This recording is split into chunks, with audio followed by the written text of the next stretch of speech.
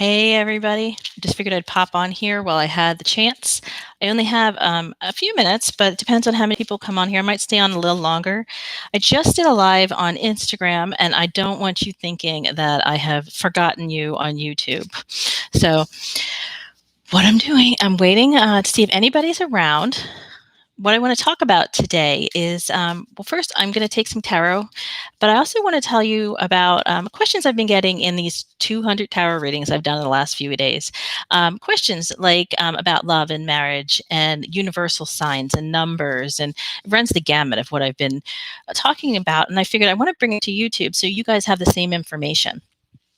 First things first, I'm going to tell you the live on December 31st is going to also be at 12 noon Eastern Standard Time and 4 p.m. I realized I scheduled 4 p.m. a little, not too great of a time for people on the other side of the world, so I added in 12 noon for you. Okay, so first question I've gotten is, what happens with the universe? What happens when we miss signs that the universe are giving us? If they want to put us on the right path, like, how do I know what a sign is? And, if you miss signs, and, this occurred to me last night. I'm like, I need to tell you the story. If you miss signs, so I'm just going to take those off anyway. They just keep getting bigger and bigger until the universe, needs to slap you upside the head and say, hey, here's your sign. Numbers are always a sign. As I talked about before, like, you look for anything personal to you and you think it's a sign, it's a sign. Now, what happens if you keep missing your signs? Well, here's what's happened to me. If anybody's here, just say hi. And if you can, give me a thumbs up for this. I really appreciate it. So what happened to me when I kept missing my signs, and I was living a life in suburbia that I honestly detested, and I wanted out of it so badly, but I just kept missing the signs that they were like, here's what you have to do. Here's what you have to go. And I'm going to get to what I was missing, but here's what happened.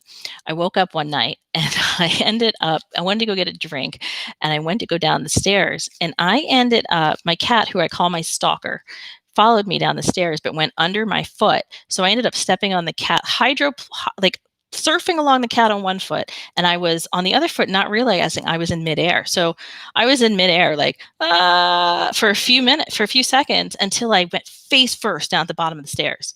And it shook the house so hard. My husband leapt out of bed and came down to get me, thinking he was going to have to take me to the hospital because I broke every bone in my body. And here's the thing, I wasn't really hurt. Like, my ego was a little bruised, but I wasn't hurt. And the thing was that the universe was trying to tell me that I needed to get out of my own way and listen and look around at what was going on and stop controlling things. And when I stopped controlling things, that's my life just changed.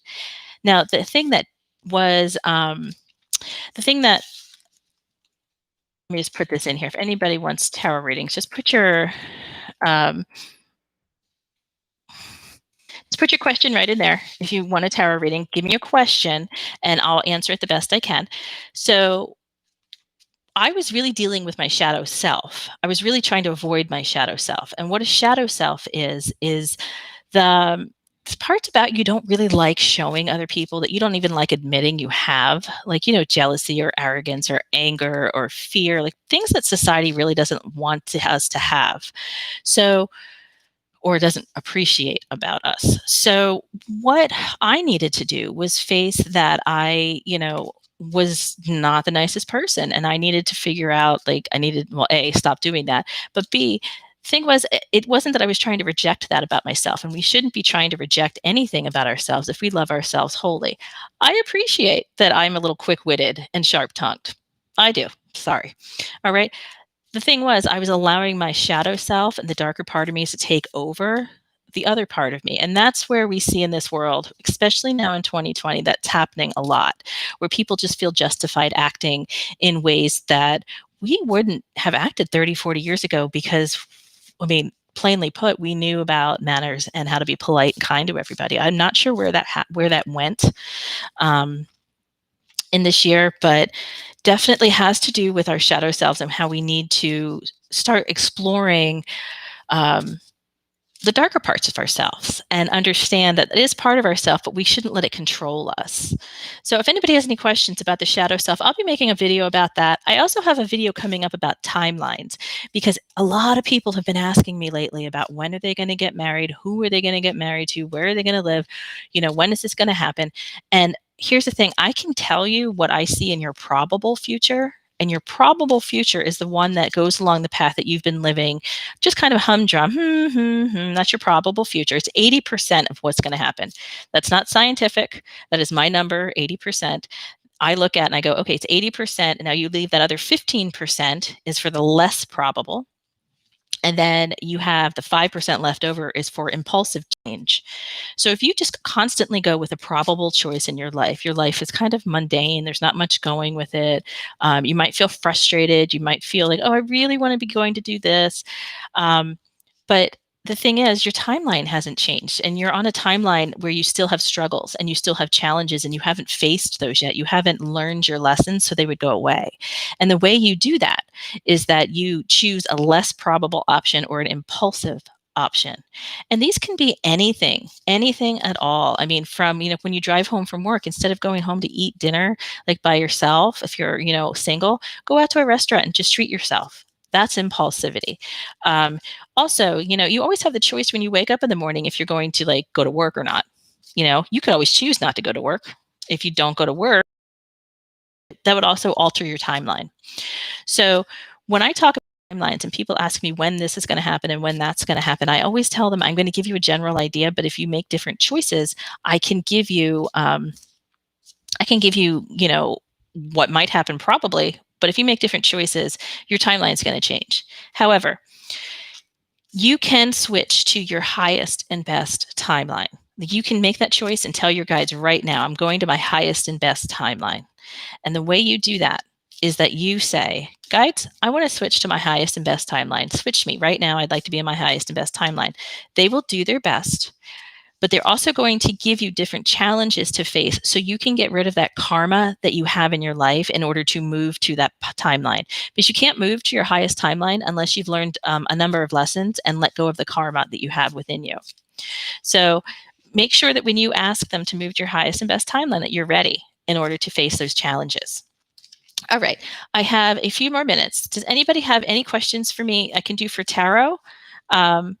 Or I'm just going to sign off. Any tarot questions, you can put them in the chat box. Tell me your question, and I will. Yes. Hi. All right. Can you close the door, please? Kids, I swear.